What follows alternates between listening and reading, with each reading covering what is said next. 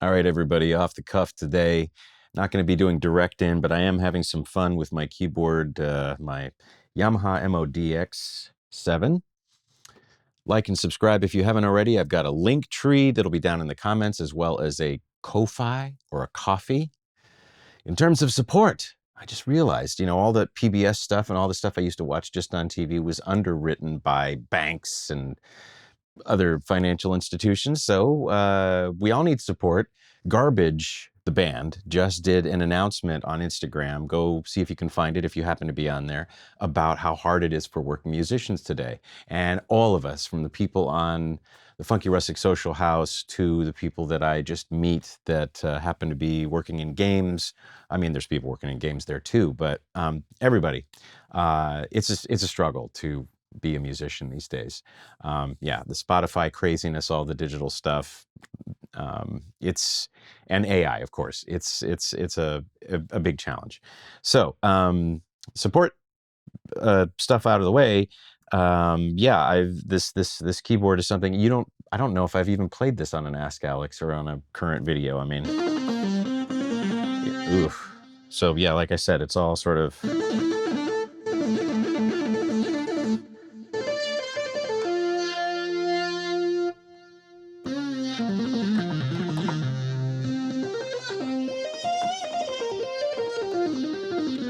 Gets a little nervous when I'm on the spot. But yeah, so from funny, so not funny, but great leads like that, I enjoy just going through patches, as I'm sure everybody does. So what I'm trying to find here is the CP80, which there's a CP80 pad here that reflects one of my favorite artists, Peter Gabriel.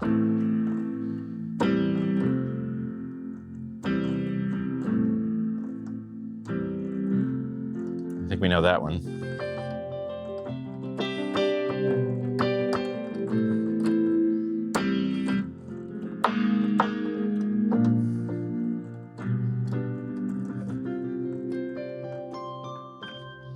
But yeah, I improv.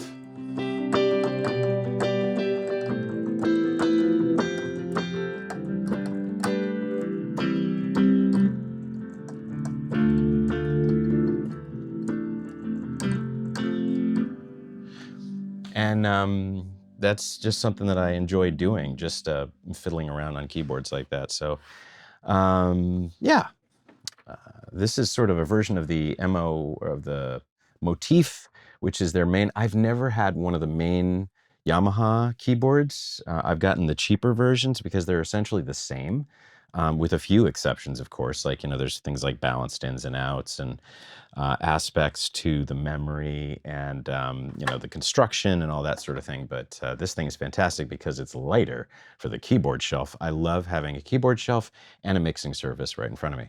All that said, let's get on to the question. The question today is, and I apologize for this, Mika again from Essex County, New Jersey, and I have a very interesting question. Well, let's see what your question is. Let's see. This relations to criticism? This relates to criticism on your music, on games you worked on, relates to feedback on players and the devs themselves. When you get negative or honest feedback on your music in one of the games you worked on, do you take notes to improve your craft or skills in general, or do you go in the other way around? Interesting. I'm not talking about general critiques like forgettable, generic, unmemorable, stuff like that. And we're talking about the player, if they do wish the music to be more in the expectations they've hoped, and the devs wishing the music to fit in the atmosphere, more of the levels, or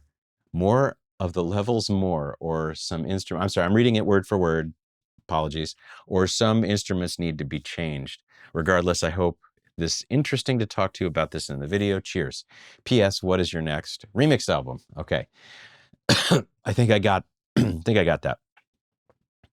I think what this means is if I get feedback that's not, just overall stuff like, oh, this is, it sounds like that, and I wish it was like this.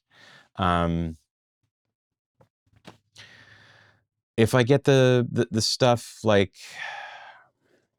Well, for specific feedback like changing of instruments, I've had feedback of all kinds from hey, this wasn't quite what I had in mind. Could you make it spookier, etc.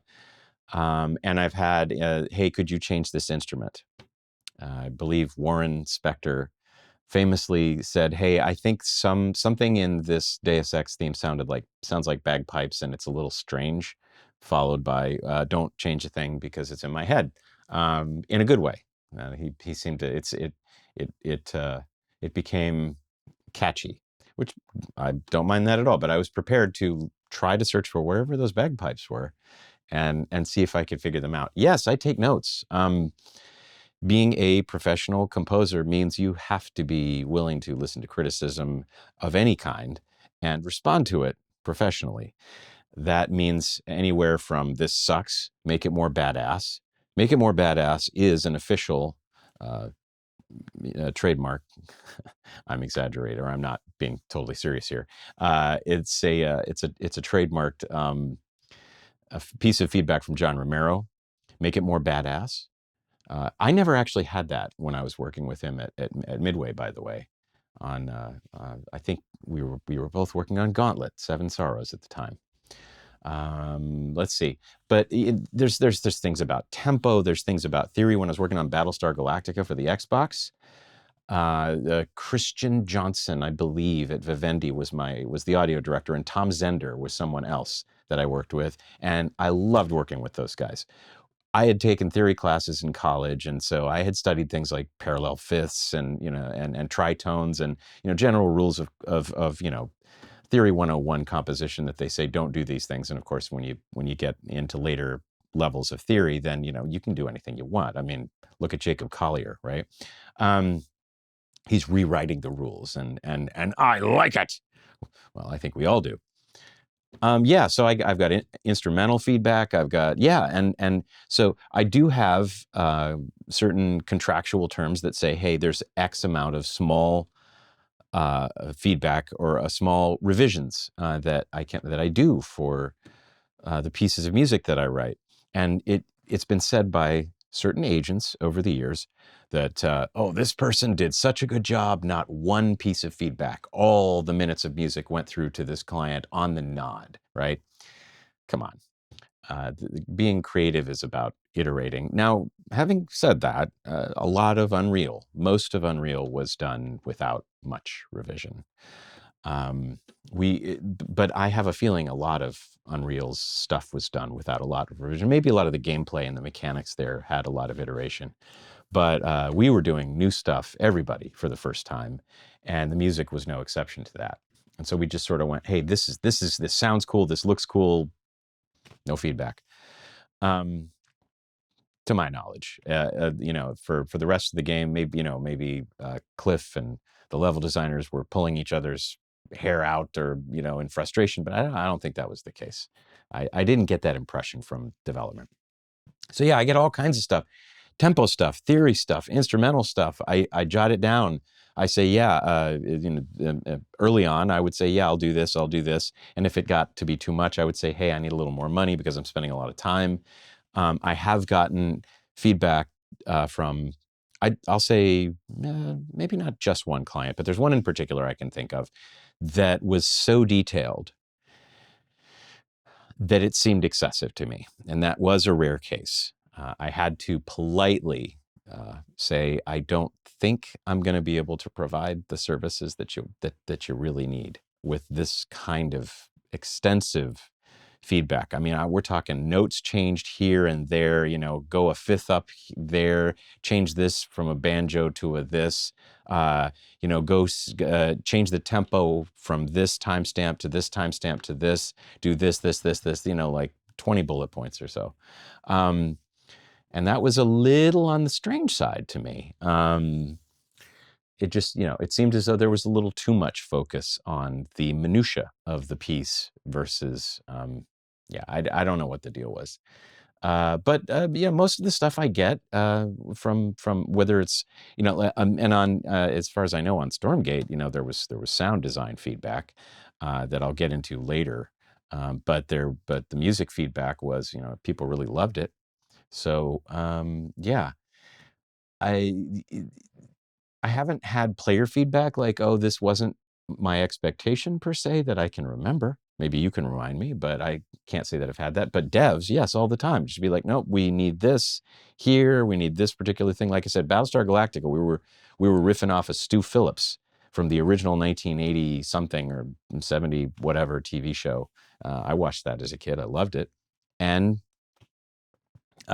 we talked theory. And like I said, Christian Johnson and Tom Zender would say like, hey, could we do this with this instrument? Here's the range of that instrument. And it was wonderful to be able to work in that capacity. So yeah, hopefully that answers your question, Mika. And thank you for it. And I'll see everybody on the next one.